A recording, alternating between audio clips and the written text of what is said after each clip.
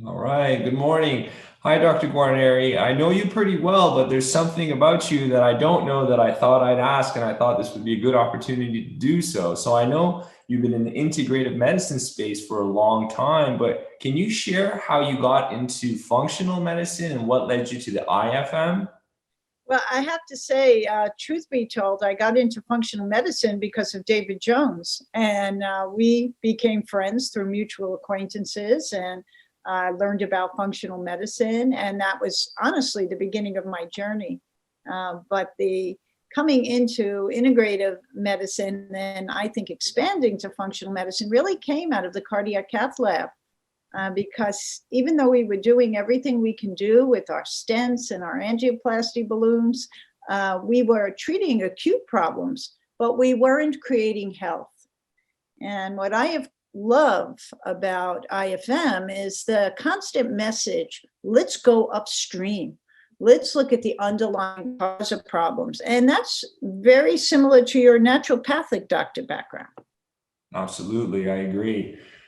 What I love about IFM and functional medicine is it's kind of allowed it's been like a bridge between different types of medicine, and I feel like it was kind of a bridge between the conventional and naturopathic world and provided a language for us to be able to communicate together and a framework for us to use. And I was lucky enough to know you outside of IFM, but I feel like through IFM's conferences it allowed us to become closer and have this synergism that allowed us to get to know each other and gave us this baseline understanding to be able to work with our patients better. And so it's been a beautiful journey just being able to see you do the presentations and learn from you and just continue to expand my toolkit as a practitioner. Well, we're thrilled to have you here at the Pearl, as you know. And one of the fun parts about what we get to do that I love for people to hear is the interaction with the patients, right? When you just go with a conventional medicine approach, you sort of say, okay, the ill to the pill, what we know from IFM, that's not our approach. That's not integrative approach at all, or a functional approach. But our ability to really look at someone, one, holistically, right? Body, mind, emotions, and spirit, and be able to pull from our toolbox. Yeah, so I think this ability to speak a common language is really the new model of medicine. If we Really. can get everyone speaking this language of health creation, of moving upstream, getting to the underlying cause, digging a little deeper, right? We say gather data, dig in, right? That we can really start to educate patients too about this is what you can do to stay healthy. This is what we can do. But I'm so happy that IFM has come to embrace all of the lifestyle factors, because to me, that's sort of step one, right? And that's one thing that I think initially drew me in back in my early 20s when I was doing my master's and I was doing nutrition. I was doing a lot of lifestyle consulting and teaching people how to eat, how to move, how to breathe. And then I was learning a lot from Dr. Jeffrey Bland, who we all know is the godfather of functional medicine. And that kind of pulled me into functional medicine, just opened up this world to me that I was just amazed with. And there was just so much more to learn. But it really showed me how powerful lifestyle medicine is and how empowering it could be to teach people that, hey, with just making better lifestyle decisions, you really could impact the trajectory of your health, because the decisions we make day to day really could take us to a state of disease or a state of health. And it's about being aware of our steps that we take every day, the food that we put into our bodies, and looking at food more than just calories, looking at it as information. And all these factors, I feel, allow the patient to make more empowered to make change because they feel that they do have control over their fate and the trajectory of their health. I have a question for you that's, I'm surprised I never asked these questions, given how much time we're in the clinic, but we're always busy with patients. You are one of the rare breeds of naturopathic doctor that's actually gone on to do functional medicine certification. And I really would love to hear how you feel things differed, or how doing the functional medicine certification took you to a new level. How would you see that? Yeah, and I've been asked and thought about that a lot, because when I was in medical school, some people were like, "Oh, why are you doing this? You know, this is a little redundant." But I like to, now that I've been through it, I like to challenge that. I don't feel as though it's redundant at all. In fact, I feel that functional medicine was the perfect complement for naturopathic medicine. They complement each other beautifully, because yes, there are some things that are overlapping, but I feel like functional medicine and the IFM training has really allowed me to take my understanding to another level, and has really strengthened my ability to, draw the right tests, interpret the right tests, look for the upstream causes, look at the individual holistically, use that systems biology approach that we always talk about in functional medicine. So I think I always tell all of my colleagues who are in naturopathic medical school, while you're in there, try to do the IFM modules, because it's only going to make you a better practitioner. So it's been great. It's been a perfect complement to the naturopathic medical program, and I'm so blessed that I did it when I did. Well, it's great to hear you say that, because that's been my impression as well. In conventional medical training, we're really good on the acute care side, Mhm. but we're never taught to go upstream and look at causes, triggers, all the things we talk about, mediators, and so on. And that's really where the work is, to transform someone from illness to health, and also for prevention of disease, right? Absolutely. And I think the philosophy of naturopathic medicine, in my understanding, is a perfect complement to functional medicine, and it adds more tools to the toolbox. I always like to add more tools to the toolbox. The more we learn, right? We're always learning, right? Oh, yeah. And the more we learn, the more, the minute you learn something, a week later, a patient walks in who needs exactly that piece of knowledge that you've just learned, right? So thank you. I really appreciate you sharing that. If you could, in 2 sentences, define what functional medicine means to you, your elevator pitch, what would that be? And I'm talking not to another practitioner, but to an average person. How would you phrase that? I think the easiest way for people to understand it is to say that we get to the underlying cause of health challenges. So I always use for the patients, in functional medicine years ago, we had the analogy of the tree, right? And I just morphed that a little bit into we have a human soil. And the way I like to explain it to the patients, no matter what health challenge you have, no matter what's going on your tree of life, if you might, we have two choices. We can go with the Western approach, which is to say, okay, ill to the pill, or we'll just stop chopping off some branches. Or we can say, let's get to the underlying cause. Let's fix the soil. And then I always love to think about the tree as having a trunk that's really our DNA, right? I see that as DNA interacting with our lifestyle, our genetics, right? It was really functional medicine years ago that woke me up to the concept of genetics and the epigenome. This was not common language, even in the 90s, anywhere in conventional medicine. Absolutely. And I love that analogy. And I've actually been borrowing it from you with some of my patients when it comes to describing, Sure. you here. Because sometimes patients are like, oh, this test shows that, let's say, I'm sensitive to these foods, or my gut has some inflammation, but I feel fine. So I feel like when you use that tree analogy, it kind of allows them to understand why we're doing this. Yes, you might be fine, but if we continue to optimize your soil, you'll feel better. You'll live a long, healthy life. So I feel like that analogy is beautiful. So thank you for sharing that and allowing me to use it. And it's yours. And remember, in functional medicine, we talk about common pathways of disease, right? So whether it's something going on with your ability to detox, or something going on with your ability to digest and so on. But I think if we think of cardiovascular disease as we teach it in functional medicine, it's about inflammation, it's about oxidative stress, it's about immune response.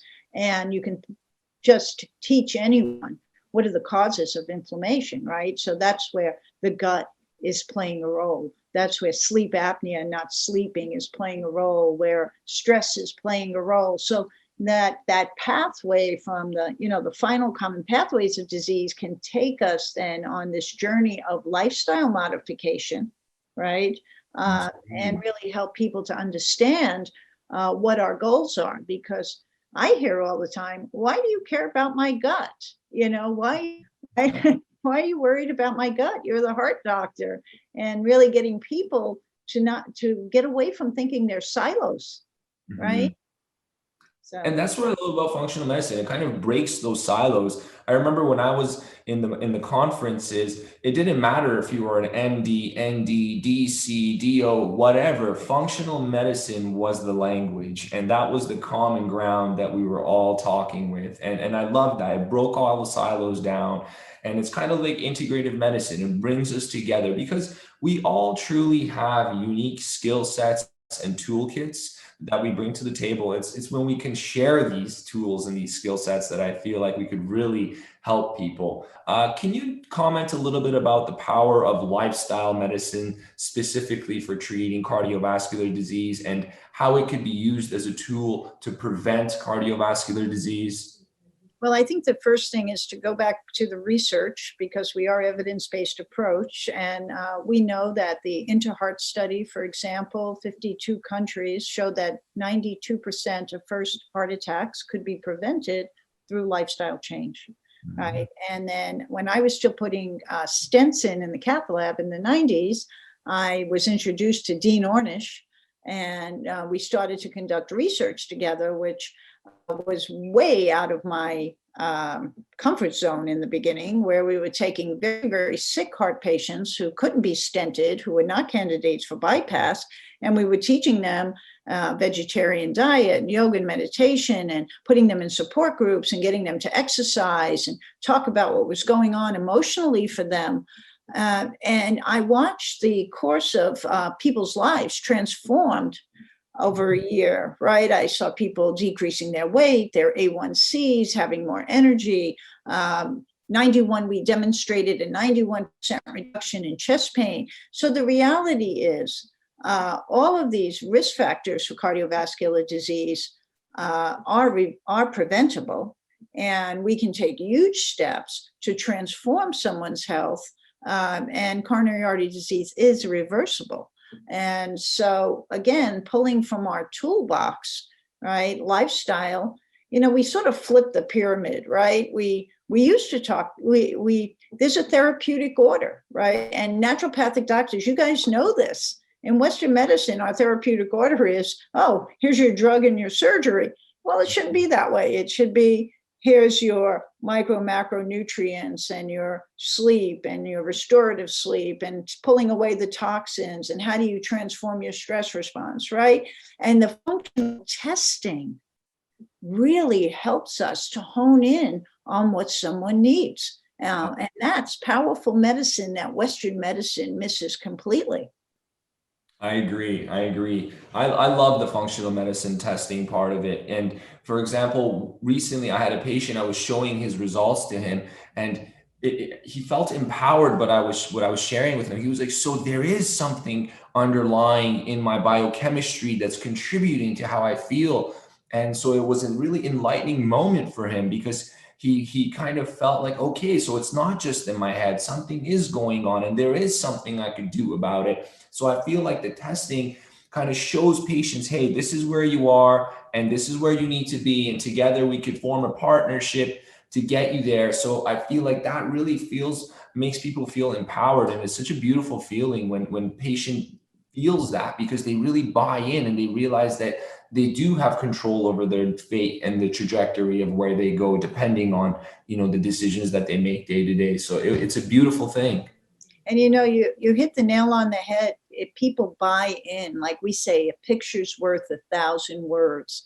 Understanding is, like patients say to me all the time, just explain to me Why are you recommending activated form of B vitamin? Why are you recommending, molybdenum and manganese? And then when we can pull out their genetic chart and walk them through it and explain it, or how is my gut inflammation linked to my brain fog and my cardiovascular disease, right? So helping, and every day we're all learning about this, right? And but it gives us so much more power to transform someone's health. And as it relates to the heart, that's, to me, a beautiful, beautiful process. I think our approach at the Pearl to heart health is really extraordinary. One of the reasons I left mainstream medicine, the hospital, was I wanted to be able to work with naturopathic doctors. I wanted to be able to work in an environment where we can have these discussions and we can talk about getting to underlying cause of illness. So I feel very grateful. And for me, the expansion of this whole movement is to look at where our commonalities are, right? You already said naturopathic doctors are trained in a way where functional medicine is complementary. Functional medicine is part of integrative medicine. It's part of our lifestyle change, is part of our world. And the more that we can get our colleagues trained to think differently, right, the more we're going to be able to transform the way health is practiced, right? Where would you see functional medicine in 25 years in an ideal situation? Yeah, I think the principles that we all believe in, that planet health affects human health, that mind, body, and spirit are connected, and that we need to get to the underlying cause of disease, which is a functional medicine principle. We need to go upstream, should all be embedded in education across the board. And that's the only way we're going to transform. You cannot keep training clinicians to just treat disease after it occurs. We have to focus on the IFM principles of going upstream, looking at the whole person, getting to the underlying cause, and actually having the tools in the toolbox. The toolbox we have is beautiful. The tools in the toolbox to get people back to health. So we're making small steps in those areas. I love to teach, and I've spent a lot of time teaching doctors who have learned it a different way, right? And it's that is going to take time. But if we can take the new generation of clinicians, right, and start from day one, and start to educate, not having functional medicine as a sidebar, not having integrative functional medicine as a sidebar, but have it embedded in everything that we do, that will transform the way we practice. Absolutely. I totally agree with you in the fact that you said we have to keep educating. And that's what I love about the IFM, because I feel as though it's a very credible source of information on this topic. And nowadays, unfortunately, with everyone having such access to the internet, there's a lot of information out there on the internet, and patients are very well informed nowadays. I find they come in through the doors, they've done their research, they're very well informed, but unfortunately, I feel as though there is a little bit of misinformation sometimes on the internet.